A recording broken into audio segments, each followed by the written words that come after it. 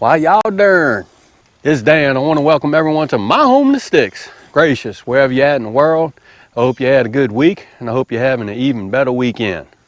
But over here in East Central Mississippi, I'm here to tell you, wasn't expecting any rain over here, but this morning it come a flood, and it's kind of drizzling right now.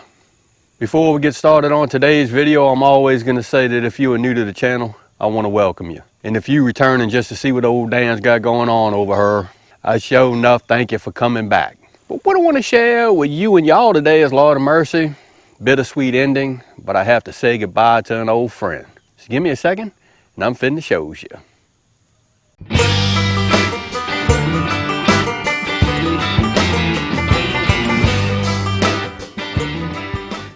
Dan, what old friend you saying goodbye to? Look at him. All right. What we have here is my two old 16-foot no-till raised beds, and I am here to tell you I have grown a lot of food in the last 10-12 years in these two raised beds. I have to, after all that time, it's time for me to take these guys down. The 2x10s are actually starting to bow out, and I'm losing all the soil in them, and it's just going to cost too much money to get these two no-till raised beds back up and running. So what I decided to do is just go on and tear them down. It's been a while since I've grown in these beds. I'll put a picture up of what it looked like. And this is what it looks like now. Angel actually got out here and cleaned and just chopped all of the clutter that I had growing in here, and just chopped it all down. And this week, maybe we're gonna start dismantling this bed. And this may be a new home for a greenhouse, not really sure, but I gotta say goodbye to these two beds. It's about time. And what I'm gonna say is I've grown a lot of food in these two no-till raised beds.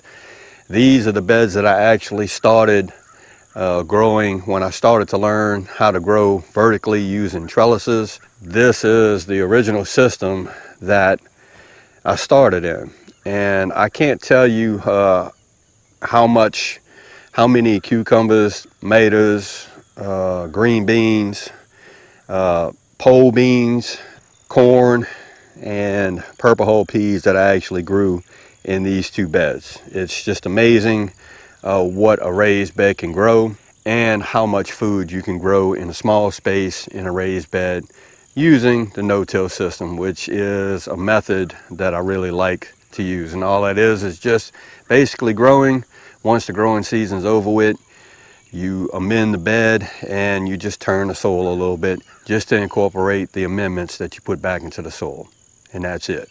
Now what I've been doing over here as well is I've been trying to get my bank, well, you really couldn't tell that it was actually a bank, cleaned up.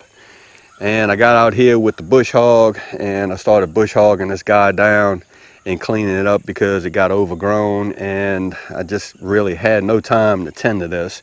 But this is really a bad thing over here in East Central Mississippi, because when that grass is high and you have clumps of grass and wood that's been cut down, and you just pile it off to the side, that is a breeding ground for snakes.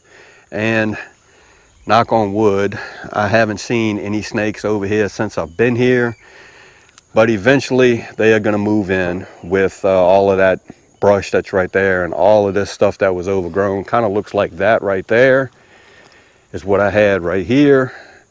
And I run the bush hog and knocked all that stuff down. Got a little bit of cleaning up to do, because I did back then actually burn stuff in this area right here. As you can see, all the little pieces of trash, I need to get out here and pick it up. But there's a big trash pile over there that I have to burn. Little by little, we're starting to get this stuff back into shape. At one point in time, it looked really good. It's cut up and bruised up now because of the angle I had to use the brush hog on. But eventually this grass is going to grow back, and we're going to be good to go. And hopefully I can keep all of this stuff cut down, and we're not going to have any problems anymore. Okay, got to get under cover because it's starting to rain a little bit. Well, all right, that's what I wanted to share with you and y'all today. A really short video. It is raining. I'm glad we're getting the rain. Got those hurricanes that are spinning around out there in the Gulf or wherever they are right now, so keeping a close eye on that. But over here in East Central Mississippi, it's been pretty bone dry with high temperatures in the hundreds. This week coming up, the highs are supposed to be in the 80s. So if that is true and the weather people are right, that's going to be great. Maybe we'll get just a little bit of rain like it's raining right now, just a slow rain. Absolutely love that, and we can use it. But, yep, that's what I wanted to share with you. Got to take those 16-foot no-tills down, and we're going to put something else there, hopefully, in the next couple of months or next season. We'll just have to see. Because the prices of wood right now are just extremely high. So we're just going to rock and roll with it and see what we can do with it, and hopefully we can turn that space into another space that's useful, and we can certainly grow some food in. So again, I hope you're having a show enough good weekend, and I hope you stay safe amid this crisis that we still have going on.